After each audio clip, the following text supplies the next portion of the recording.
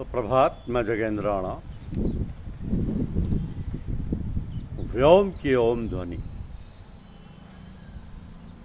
व्योम की ओम ध्वनि, यह हमारी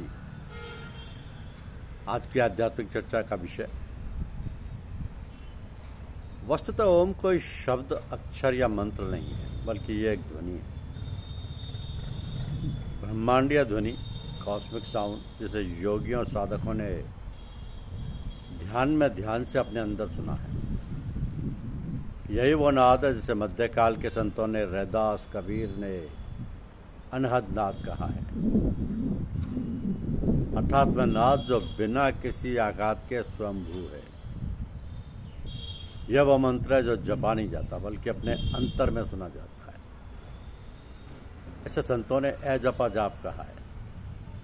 ओम ध्वनि है व्योम की, संपूर्ण ब्रह्मांड की, सकल जगत का सम्मिलित गान है ओम। ओम पूर्ण मंत्र है, अपने आप में बीज मंत्र है। सभी मंत्रों, ध्वनियों का उद्गम और लय है ओम। सभी स्वरों की उत्पत्ति और लय ओम से ही है। ओम वैश्विक ध्वनि है, यह भी कम आश्चर्य की बात नहीं, और ना महज संयोग है कि ओम का प्रतीक भारत की लगभग हर भाषा में, वरन कई विदेशी भाषाओं में भी पाया जाता है। ऐसा लगता है कि जैसे ओम की ध्वनि ने पूरे गोलार्ध को ही घेर रखा है।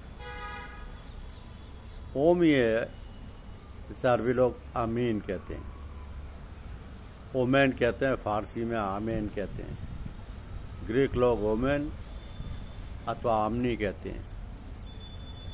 अंदर जाती बाहर आती श्वासों में गौर से सुनने पर ओम सुनाई पड़ता है।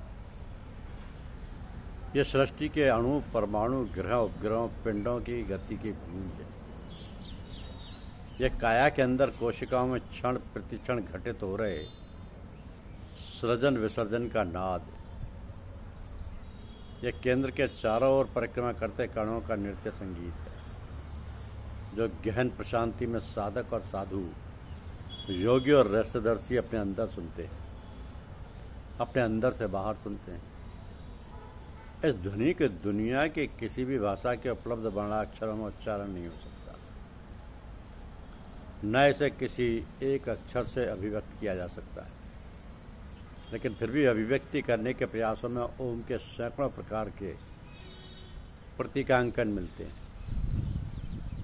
भारत की तो लगभग हर भाषा में ओम का अलग अलग तरीके से प्रतीकांक मिलता है। हैरानी की बात है कि चीन, कोरिया, जर्मनी, ग्रीक आदि भाषाओं में भी अपनी अपनी तरह से ओम की अभिव्यक्ति मिलती है।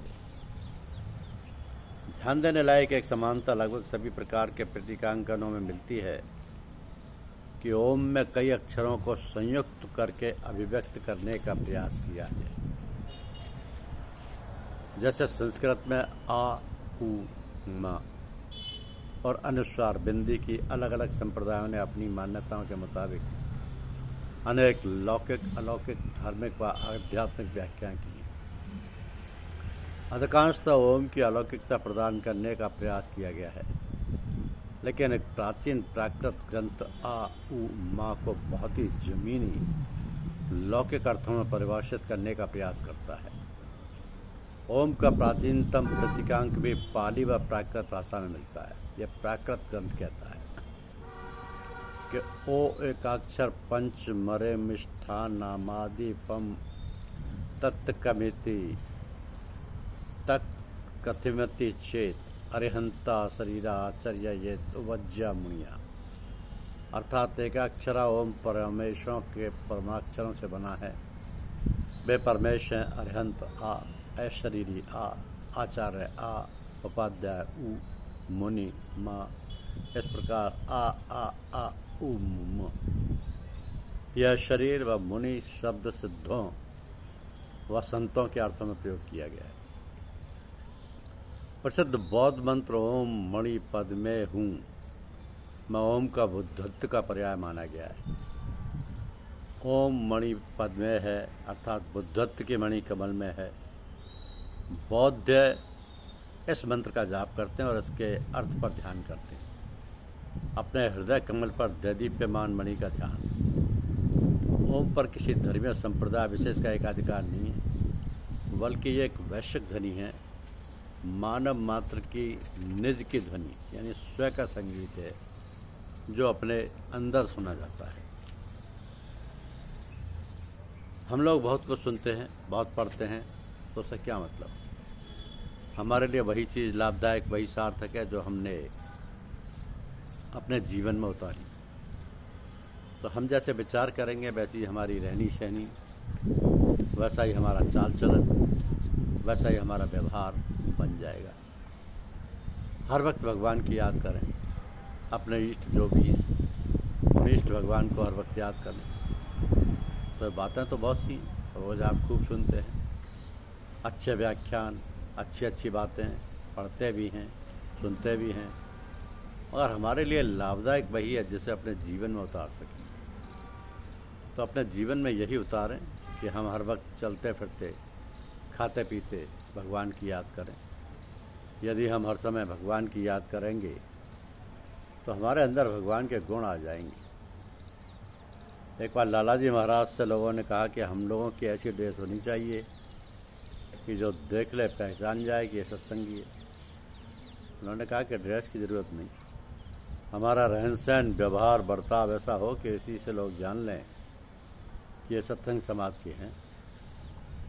हमारा आचार विचार, हमारा व्यवहार, बर्ताव ऐसा हो कि लोग देख के हमारी तरफ आकर्षित हों। जड़ चेतन गुण दोष में विश्व की निकरता, संत हंस गुण गहई पे परिहर वार विकार। भगवान ने दुनिया में अच्छी बुरी सब तरह की चीज़ें बनाई हैं, लेकिन जो बुद्धिमान पुरुष हैं वो हंस की तरह हैं। जैसे दुग्ध मिश्रित जल में से हंस दूध पी लेता है, पानी छोड़ देता है। जो अच्छे लोग हैं, भगवान के भक्त हैं, भगवान के प्रेमी हैं, वो अच्छी बातों को ग्रहण करते हैं, बुरी बातों को छोड़ देते हैं। तो आप याद कर लीजिए कि नाम लब पे तेरा, ईश्वर की याद दिल में तेरी, हृदय में उसकी याद हो, मुख में उसका नाम हो, और आँखों में हम जिस रूप में भी भगवान को मानते हैं वो शक्ल हमारी आँखों में हो। नाम लब पे तेरा, याद दिल में तेरी, शक्ल आँखों में हो। यही पूजा है, आराधना है। वाणी से हम अपने इष्ट का नाम स्मरण करें, हृदय में उसकी याद रखें, और आँखों में उसकी शक्ल सफाई रहे। जहाँ भी नज़र पड़े वही दिखाई दे। A man colours the nature according to his own inclination. सावन में सब हरा हरा दिखाई देता है। आदमी के अंदर जैसे विचार होते हैं, जैसी उसकी धारणा होती है, वैसे उसे सब संसार दिखाई देता है। हम अंदर से खूब खुश हों तो बाहर चाहे जैसा मातम हो, हमें कुछ दिखाई नहीं देता। अगर हमारे अंदर बहुत दुख हो, मातम हो, तो बाहर कितनी भी खुशी का माहौल, हमें कुछ भी आनंद अनुभव नहीं कर होता, हमें कुछ भी आनंद नहीं हो अनुभव होते। तो हम जैसा विचार करेंगे, हम जैसा सोचेंगे, जैसा अभ्यास करेंगे, बिल्कुल वैसे ही बन जाएंगे। इसलिए हम सबकी कोशिश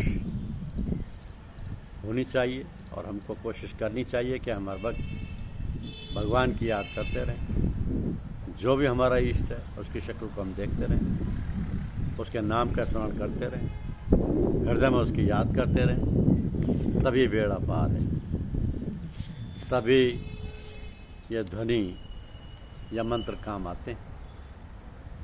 क्योंकि यही वह नाद है जिसे मध्यकाल के संतों ने, रैदास, कबीर ने, अनहद ने नाद कहा है। अर्थात नाद जो बिना किसी आघात के स्वयंभू है। ये वो मंत्र है जो जपा नहीं जाता बल्कि अपने अंतर में सुना जाता है। इसे संतों ने आ जपा जाप कहा है।